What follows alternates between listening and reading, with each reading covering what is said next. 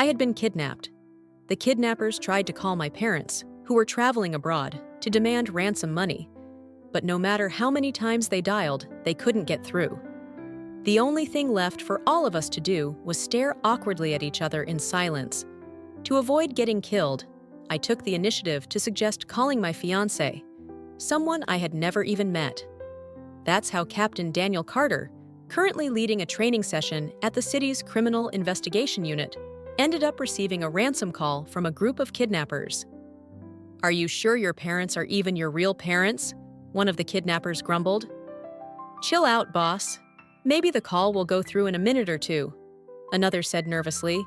Clutching my phone in frustration, I redialed my mother's number one more time, refusing to give up. "We're sorry, the number you have dialed is currently out of service. Please try again later." Hearing the automated voice and the following beeps echo from the phone, I felt like my whole world had collapsed. Just 3 days ago, I had returned to the US.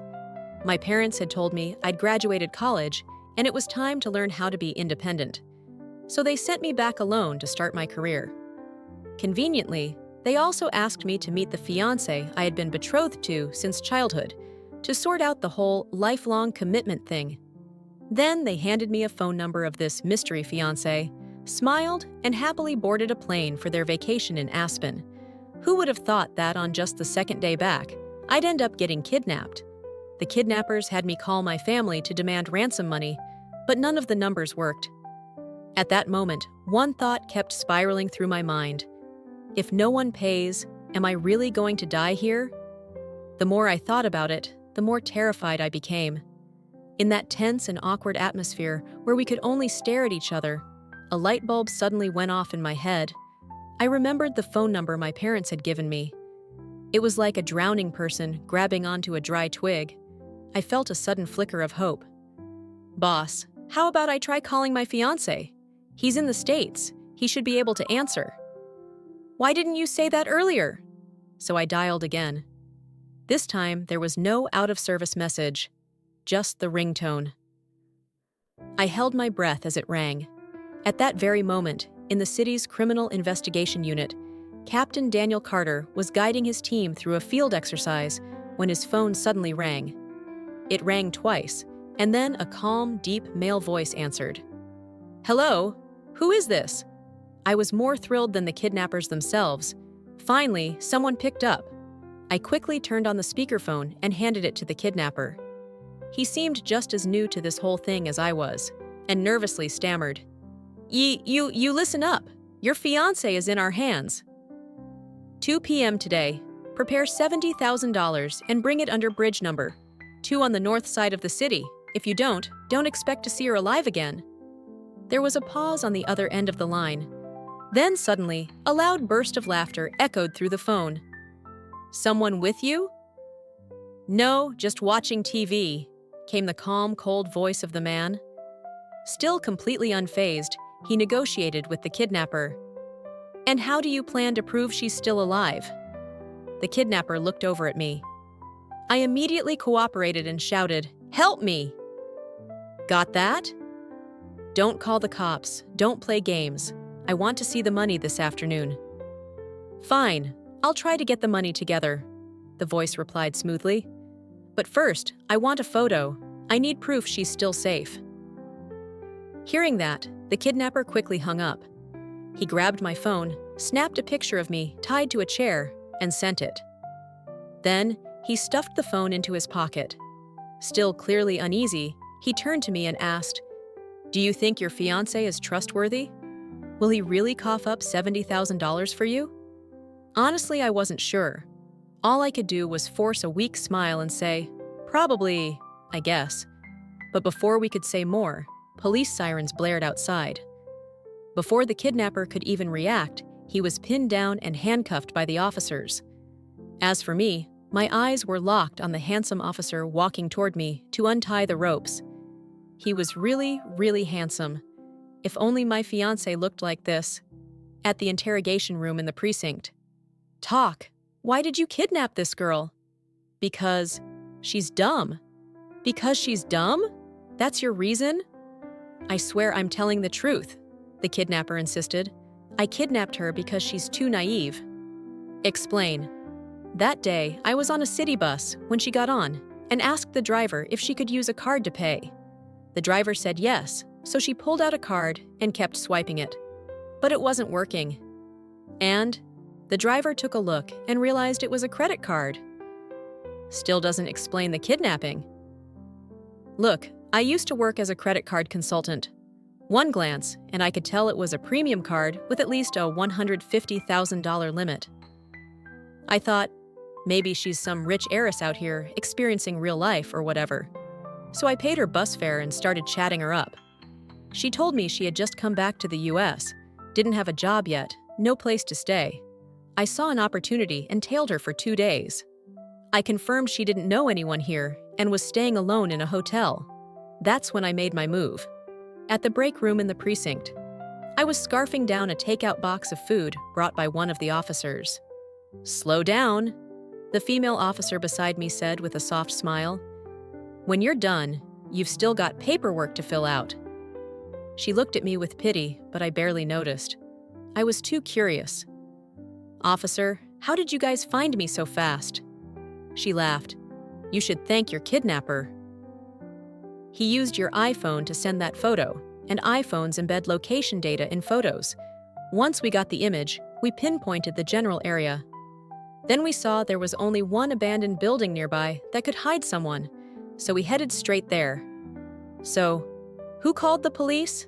I was about to ask about my fiancé. After all, he did save my life. But ever since I got here, I hadn't seen him at all.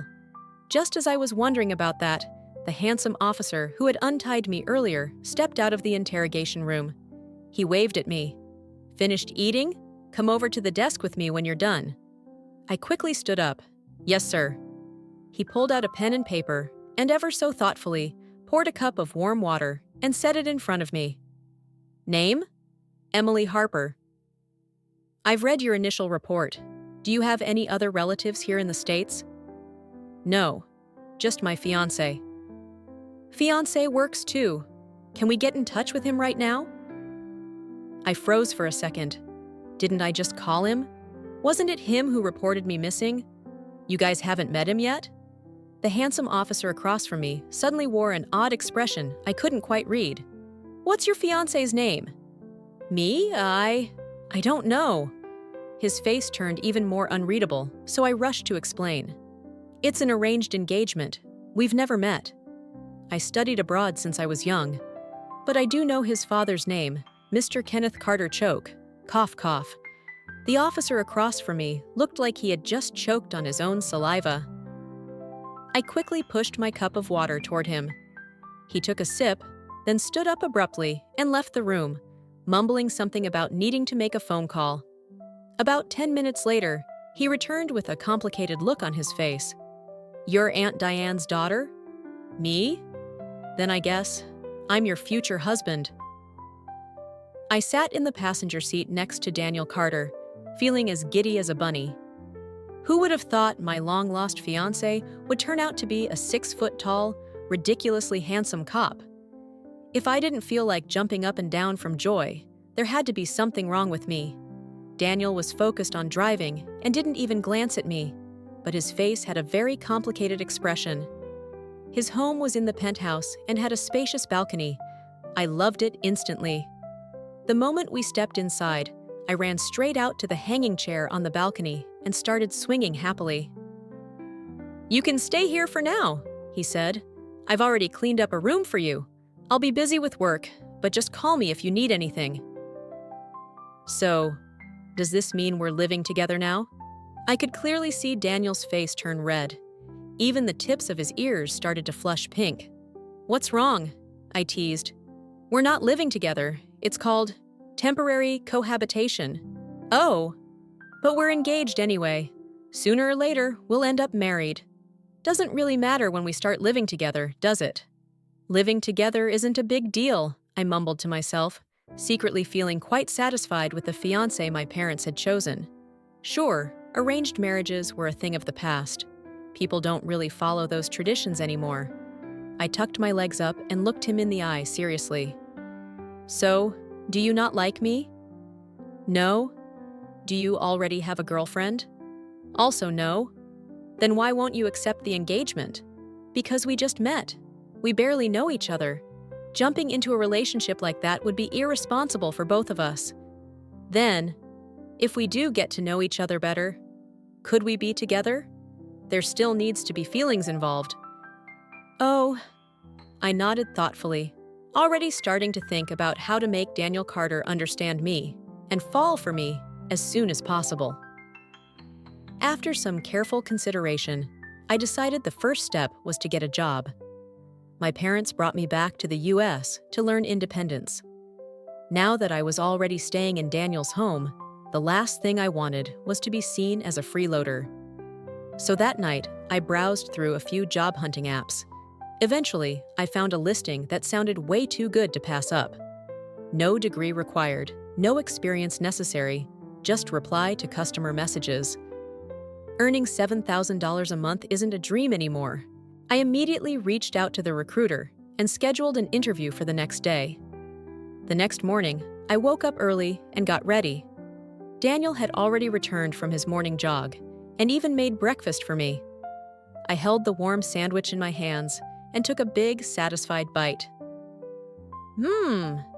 Captain Carter makes the best sandwiches, I said, cheeks puffed full, voice slightly muffled as I praised him between bites. Daniel's face flushed a little.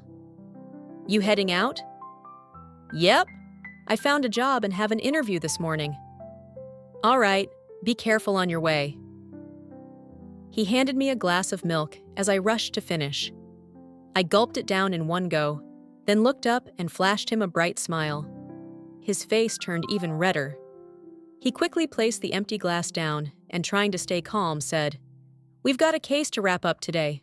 I might be home late. Don't wait up for dinner. Okay, you be safe too. I'll miss you so much while you're gone.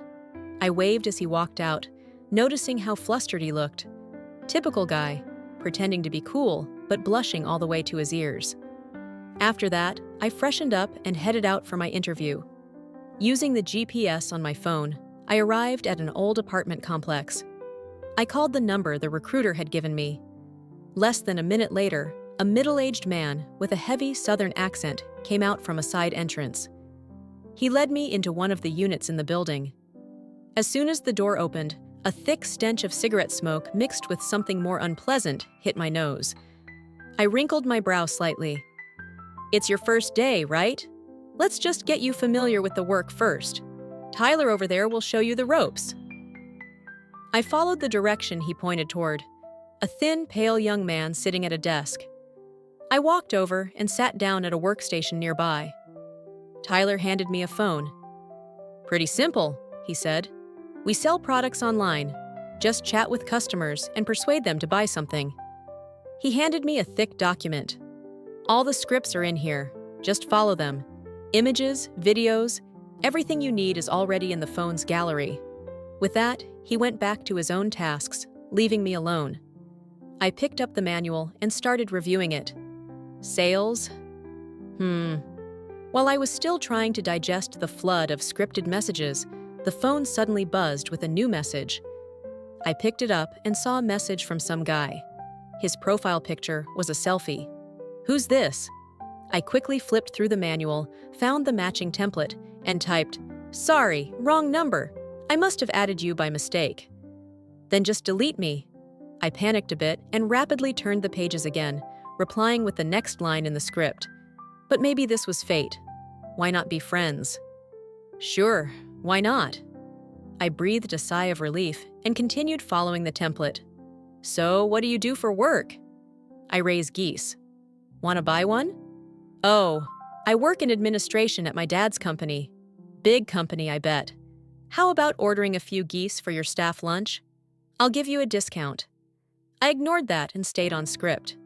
Honestly, I'm not crazy about my job. I really love photography, but my parents say it's not practical. We argued about it. Now I don't even feel like eating. Then buy one of my geese. It'll cheer you up. I'll give you a discount. I know my parents mean well, but they never seem to understand what I really want. You still want that goose or not? I'll discount it for you. I grew up with my grandparents. I rarely talk to my parents. Let me teach you how to reconnect with them. But first, get them a goose to show you care. I'll give you a discount. I want to go back to the countryside and help my grandparents with the tea harvest. They work so hard. Do you like tea? Do you like goose? If you're going home, you should bring them a goose. I'll give you a discount. At this point, I was starting to feel weirded out. Why is this guy so obsessed with selling geese? I turned to ask Tyler what to do in a situation like this, but I didn't even get a word out before. Bang! The door slammed open. A team of police officers stormed into the room. Everyone, hands where we can see them! Back in that all-too-familiar interrogation room, I sat there, and across from me was Daniel Carter again. A glass of water, poured by him, sat in front of me. "Talk," Daniel said.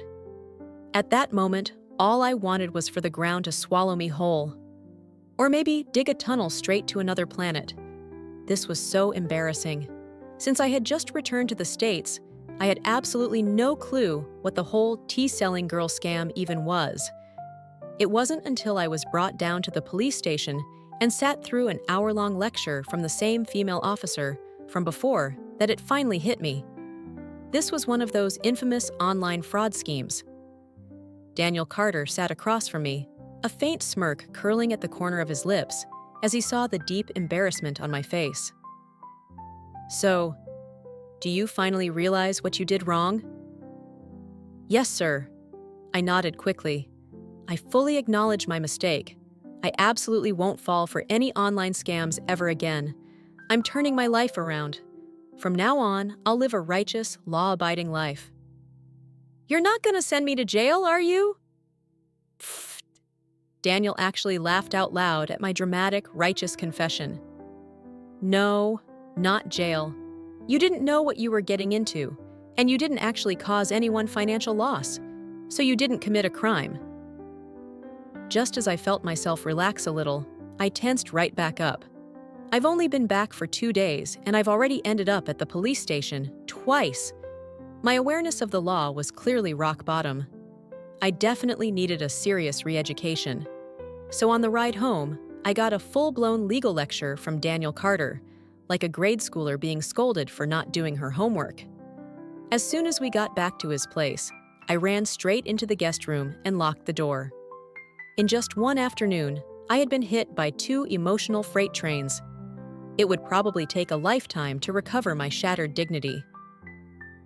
The next morning, I was still half stunned from everything that happened the day before. I was in a daze until Daniel came to wake me up for breakfast. "So, what's the plan now?" he asked as I sipped a spoonful of delicious pork and century egg congee. My brain slowly started coming back online. "I guess, job hunting again," I replied automatically. Daniel peeled a boiled egg and gently placed it on my plate. Looking at the smooth, shiny egg, I felt like my mind was just as blank, completely void of ideas. "What kind of job are you looking for?"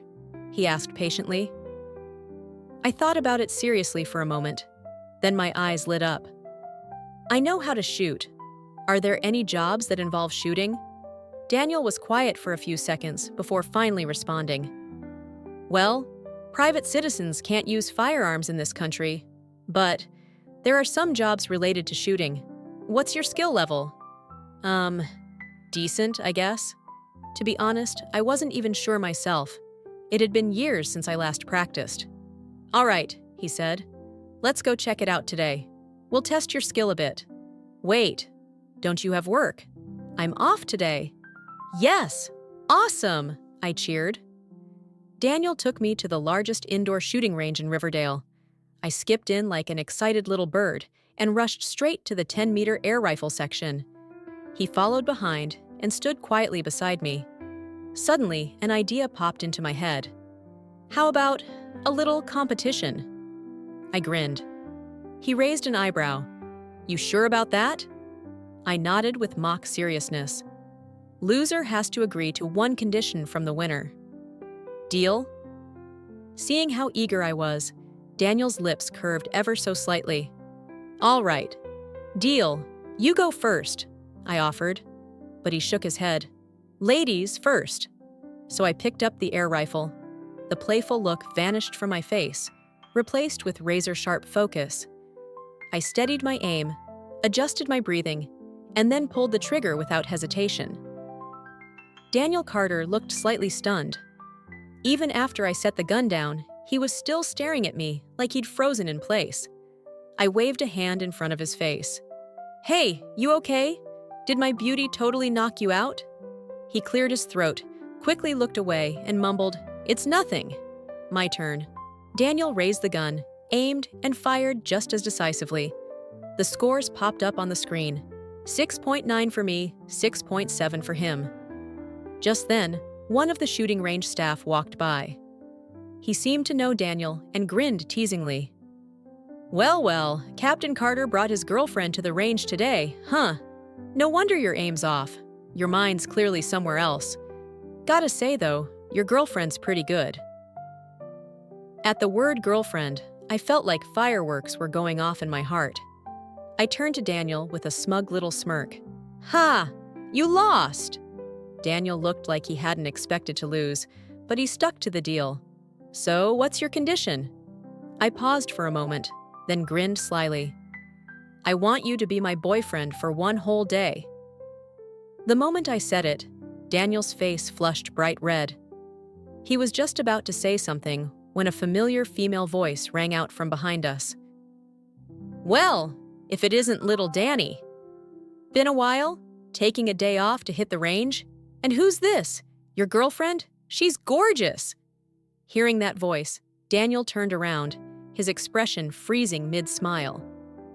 Then he looked at me and said, "This is Coach Renee, head trainer for the state's shooting team. You can just call her Coach R." I gave her a polite smile. "Nice to meet you, Coach R." Coach R laughed heartily. "Nice to meet you too. Danny, your girlfriend's super pretty." Daniel opened his mouth to clarify, but I shot him a sharp look before he could get the words out.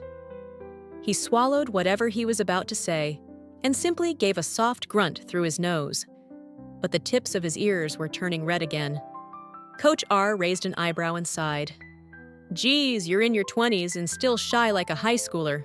No hope for you." Then she turned to me. "Sweetie, I saw you shoot earlier. Not bad at all. Let me see a few more shots." Before I could reply, she grabbed Daniel by the arm and pulled him aside, practically shoving him out of the shooting area. Daniel pointed toward the spectator benches and signaled for me to keep going. Then he sat down and watched from afar. With him watching me so intently, I suddenly felt a strange surge of determination, like I had something to prove after all the embarrassment from before. So in the following rounds, I became even more focused and serious. "Excellent, really impressive," Coach R praised. "You've definitely got potential. Did you train before?" "Well, kind of," I replied modestly. When we finished, Coach R and I grabbed a couple of water bottles and sat down beside Daniel. She looked at me for a moment, then suddenly furrowed her brows. "You know, now that I look at you up close, you seem really familiar." "Has she ever come to meet me before?" Coach R asked. "No, never," Daniel replied. "Then where did I see her before?" "Ah, I remember now, at the national championship in the US. You were the champion 2 years ago, right?" Daniel turned to me in surprise. I smiled sheepishly and nodded. Coach R slapped her thigh with delight and beamed. "Danny, you really brought me a treasure this time. The next national championship is just around the corner, and my team's short on coaches. Would you mind if your girlfriend joined as a temporary coach? I really need someone this talented." Daniel looked at me, and I looked back at him with wide, sparkling eyes. And just like that, I landed a job as a temporary shooting coach. Time flew by, and in the blink of an eye, a month had passed. I'd been busy with my new job, but Daniel seemed even busier. He often got home after midnight, and the number of times we actually saw each other could be counted on one hand. Today was the championship final, and my students all performed exceptionally well. The coaching team decided to go out for dinner to celebrate, but I found myself feeling down. After all, it had been days since I last saw Daniel. Coach Gigi noticed my gloomy mood and leaned over to ask, "What's wrong? Feeling sulky for no reason?" "No. It's just that he's been so busy lately." Coach Gigi sighed. "That's just how his job is. You'll have to get used to it. That kid's also the shy, reserved type, not good at taking initiative. So when he does have free time, you've got to be quick. Take the lead." Her words hit me like a cold splash of water. Take the chance. Make the first move. I wandered home, lost in thought. As soon as I opened the door, I bumped right into Daniel. He'd just gotten back from work and had stepped out of the bathroom, freshly showered. Whether it was the alcohol from dinner or Coach Gigi's voice still echoing in my head, I don't know. But I walked straight up to him, leaned one arm against the doorframe, and pulled a pistol-shaped lighter from my purse. Pointing it at his forehead, I imitated the voice of a movie villain. "Captain Carter, your life is in my hands now. If you don't agree to be my boyfriend, I'll shoot." Daniel blinked, clearly thrown off by my sudden ambush. He glanced down at the gun in my hand and let out a helpless laugh. "Then go ahead, shoot." That made me flare up. "You'd rather die than be with me?" And with that, I pulled the trigger. Click. A small flame flickered from the barrel of the novelty lighter. Daniel gave an exasperated sigh, half laughing, half defeated. He snatched the gun-shaped lighter from my hand, then picked me up effortlessly and carried me to the bed. But I wasn't done yet. In a flash, I yanked the towel wrapped around his waist. He froze like a statue, both hands clutching the towel tightly, face flushed red as he stared at me. "Behave," he warned, flustered.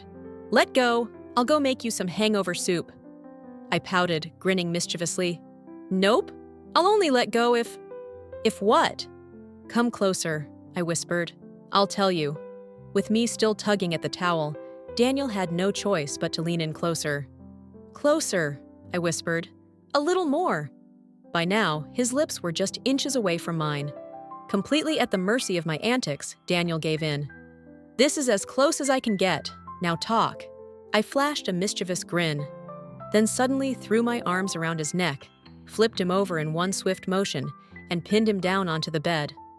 Caught completely off guard, Daniel could only stare up at me as I leaned in close and whispered into his ear, "Only if you stay with me." Then I nestled my face against his firm chest and drifted off into sweet sleep. It wasn't until midday that I finally opened my eyes groggily and sat up. My head was pounding like a drum. Still half asleep, I instinctively reached for my phone on the nightstand, only to grab something that felt suspiciously like a toy gun. I blinked at the object in my hand, stunned for a few seconds as my brain struggled to reboot. Why the heck is this on my nightstand? Then I turned my head and saw a cup of warm honey water sitting next to it. And just like that, the memories from the night before came flooding back, especially the part where I yanked off Daniel's towel. Oh my God. I dove under the covers, face buried in the pillow, muttering in total humiliation, "This is it. I'm never showing my face again." After more than 30 minutes of self-pity and internal recovery, I finally mustered the courage to crawl out of bed. I was fully prepared to confess my sins and apologize to Daniel for last night's harassment. But when I looked around the living room, he wasn't home. I exhaled in relief and quickly went to freshen up, though my thoughts were still in total chaos. Feeling suffocated, I decided to go out for a walk. As I was strolling down the block, a baby and maternity store caught my eye. Suddenly, an idea popped into my head, and without hesitation, I walked straight in. When Daniel returned home later that day, he found me sitting in the living room, completely absorbed in studying how to use a whole pile of baby and maternity products. He looked shocked, frozen in place. "Is there a baby coming over?" "No," I muttered, still unable to look him in the eye. "Then, why did you buy all this?" "I'm using it for myself." Daniel looked even more confused now. "You're perfectly healthy. Why would you need prenatal and baby products?" I took a deep breath, summoned all the courage I had, and said, "I'm pregnant. Isn't it better to start preparing early? It was like lightning struck Daniel out of a clear sky. He just stood there, mouth slightly open, staring at me in complete shock. Seeing his stunned reaction, I suddenly felt overwhelmed. All the emotions I'd been holding in rushed to the surface, and my eyes began to well up. Frustrated, I snapped, "I'm carrying your child, and that's the face you make? What, you're not planning to take responsibility?" Daniel's stunned expression turned into sheer confusion. "Wait, since when did you get pregnant with me?" "Last night, obviously." I puffed my cheeks angrily. "We slept together. If it's not your baby, then whose is it?" Daniel burst out laughing. Actual tears rolled down his cheeks. "What the?" Did he just laugh himself insane from the shock? "What's so funny?" I shouted. Trying to contain his laughter, Daniel gave me a deeply complex look and said gently, "You're not pregnant." "What do you mean? We shared a bed." "Of course I am." He sighed. "Just sleeping in the same bed doesn't get someone pregnant." I blinked, confused. "But that's what my parents always told me growing up, and that's what happens in movies too." "Well," he said patiently, "yes, pregnancy can happen after sleeping together, but not just by sleeping. There's more to it. You'll understand when you're married one day," he added. "But right now, no, you're definitely not pregnant. And you really don't need all that baby stuff either." "Oh." I nodded blankly, but my mind was still a mess. I mumbled, "So, if we did sleep in the same bed, does that mean we—" Before I could finish the sentence, Daniel's phone rang. He answered, said a few short phrases, then rushed into the bedroom to get changed. "Emergency call, I have to go," he said, and hurried out the door. I sat there on the couch, staring at the closed door and all the baby products scattered on the floor, letting out a long sigh. So, does this mean we're technically together or not? Half a month passed. During that time, Daniel was barely home. Bored from staying alone so often, I heard about a famous love temple, Moonlight Shrine, in nearby Linford City. I decided to go there and pray for a better fate between me and Daniel. Although it wasn't a holiday, the shrine was crowded with visitors coming and going. In the middle of the courtyard stood a beautiful peach blossom tree in full bloom. Red ribbons tied to its branches danced in the breeze, filling the air with a romantic sweetness. I thought to myself, with this many people coming to pray for love, it must really be effective. So I entered the shrine, followed all the rituals sincerely, and even drew a fortune slip. An elderly woman read it for me. She smiled warmly. "This is an excellent fortune, one of the best." My eyes lit up as I held my breath, waiting for more.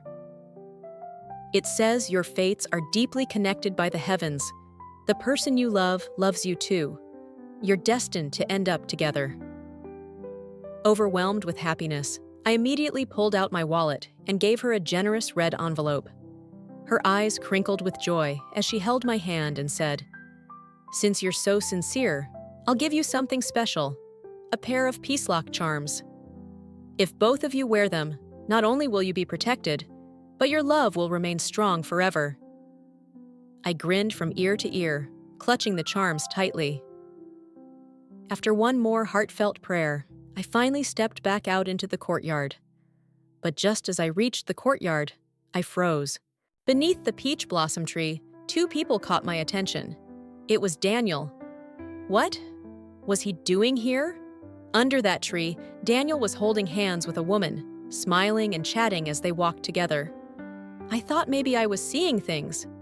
I leaned in a little closer. No, it was really him, Daniel Carter. What was he doing here? And more importantly, who was that woman with him?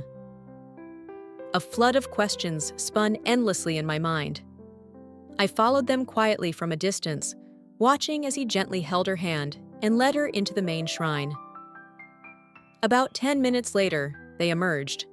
The woman was holding a fortune slip, laughing and saying something to Daniel.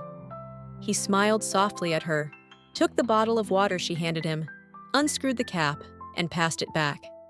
She took a sip, then handed the bottle back to him, gesturing for him to drink as well. I stood frozen, watching the entire scene unfold.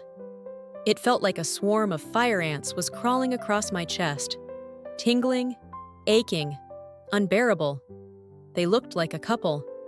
And I looked like a fool standing in the middle of a place brimming with romance.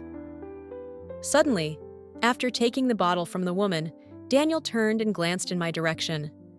Panicked, I spun around and walked the other way, heart pounding in my chest. I didn't even know why I felt so afraid.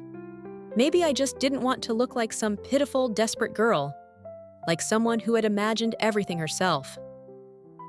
I left the moonlight shrine in a daze, letting the current of the crowd pull me along aimlessly. When I looked down, I saw the pair of peace lock charms still tied around my wrist. The same charms I had held with such hope the entire way here.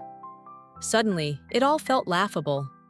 I untied them and without hesitation, looped them around a withered tree in the corner of the courtyard. How ironic. I came here to pray for love, only to witness the man I liked praying for love with someone else. There probably wasn't anyone more pathetic than me at that moment. The more I thought about it, the more wronged I felt. The more I thought about it, the more it hurt. I collapsed at the base of the dry tree, hugging my knees and burying my face in my arms. And I cried. For a long, long time. It was all just a lie. I don't even remember how I made it back. I only knew my soul had stayed behind. When I pushed open the door to Daniel's apartment, everything was just as I'd left it. The living room still cluttered with all the baby and maternity products I'd bought. He still hadn't come home. Maybe my being here made him uncomfortable. Maybe that's why he'd stayed away so long. I moved through the apartment like a ghost, quietly packing away all the things I'd brought, tears slipping down without control. I had stayed in this apartment for a whole week. It felt like the real owner of the place had completely forgotten I existed. And during that time, I thought a lot. A lot. I thought about every moment between me and Daniel, and I realized, maybe from the very beginning, he had never once said he liked me. It was always just me, one-sided. Maybe he didn't care about me at all. Maybe he only accepted me because of some promise between our families. Maybe he didn't want to hurt my pride, so he quietly distanced himself, hoping I'd come to the realization on my own. And it just so happened. I figured it out a little earlier than he expected. After finishing packing, I looked around one last time. When I first arrived, I had just a single small suitcase. Now, there were 3 large boxes. The cartoon pillow I left on the hanging chair on the balcony. The couple's nameplate I stuck outside Daniel's bedroom. The pink tablecloth I spread on the dining table. The matching blue and pink mugs I bought and placed on the shelf. This apartment still looked just like the day I moved in. And yet, it also felt completely different. As I reached the front door, I paused for a moment. Then, finally, I left behind a small handwritten note for Daniel. Dear Captain Carter, thank you for everything you've done during my time here. From the day you rescued me from those kidnappers, to helping me find a job, to making breakfast, big or small, every moment. I remember it all. I liked you, a lot. But if, in the end, we aren't meant to be together, you'll still always be a hero in my heart. You were right. Childhood engagements are a thing of the past. To truly be together, what matters most is mutual love. I respect your decision. I truly hope you find happiness. I've stayed here far too long. It's time I moved on. Take care, and please, don't miss me. After leaving that behind, I took a taxi to the airport. I had booked a flight to Santa Isla. I needed somewhere new. To begin again. The flight was delayed by 15 minutes. I sat by the window, staring out at the city that felt both familiar and distant. A strange feeling stirred inside me. Something I couldn't quite put into words. I had just turned to walk toward the boarding gate when... Emily! I froze. Had I imagined that? Emily! I turned around, and there he was. That figure I had missed day and night, Daniel Carter, rushing toward me with everything he had. He looked a bit disheveled, desperate. As he got closer, I noticed a faint bruise under his eye. Without saying a word, he pulled me into a tight hug. I was so stunned, I didn't even know how to respond. He looked into my eyes, his own slightly red, his fingers gently brushing against my cheek. Warm tears were already rolling down my face. "You idiot!" Daniel placed the last plate of food on the table and sat down across from me. "Why did you leave?" he asked softly. "And what was that note about?" "I saw everything at Moonlight Shrine," I said, my voice trembling. Daniel looked at me with a mix of frustration and helplessness. "Why didn't you just wait for me? Ask me directly? Was there even a point?" My nose stung as I fought back tears. What was I supposed to do? Stand there and wait for you to admit you liked someone else? Just to break my own heart? You really didn't want to hear my explanation? "You don't owe me one," I whispered. Daniel let out a long, exhausted sigh. "She's my colleague," Daniel said calmly. "She has a 2-year-old kid." I stared at him, wide-eyed, full of doubt. "Seriously? That's the story you're going with?" Seeing my expression, he reached over and pinched my cheek, not too gently. "What's going on in that wild imagination of yours again?" "That day at the shrine. We were undercover," he explained. Then he pulled out his phone, opened a local news app, and handed it to me. The headline read, "Major drug ring busted at Moonlight Shrine. Key members arrested by undercover officers." So that meant he and that woman were acting. Daniel nodded, half exasperated, half amused. I froze, not sure what to say. I was angry, but I wasn't even sure who I was more mad at, him or myself. Just then, his phone buzzed again. "Look at this," he said. I looked up. In his hand were the peace lock charms I had thrown away. The butterfly knot in the string. I had tied that myself. Daniel gently grabbed my wrist and refastened the charm on me. Then he held up his own wrist. On it was the matching charm. In a room decorated with bright red wedding banners, I sat curled under the blanket, only my head poking out. Daniel walked out of the bathroom and paused when he saw me staring at him with wide, unblinking eyes. "What?" he chuckled. "Why are you looking at me like that?" "Babe, you lied to me," I said, narrowing my eyes dramatically. He tilted his head, grinning. "About what?" "You said I'd understand how babies are made after I got married, but now I'm married, and I still don't know anything." Daniel couldn't hold it in. He burst out laughing. Then he climbed onto the bed, flicked off the lights, and whispered, "Don't worry. You're about to find out, right now."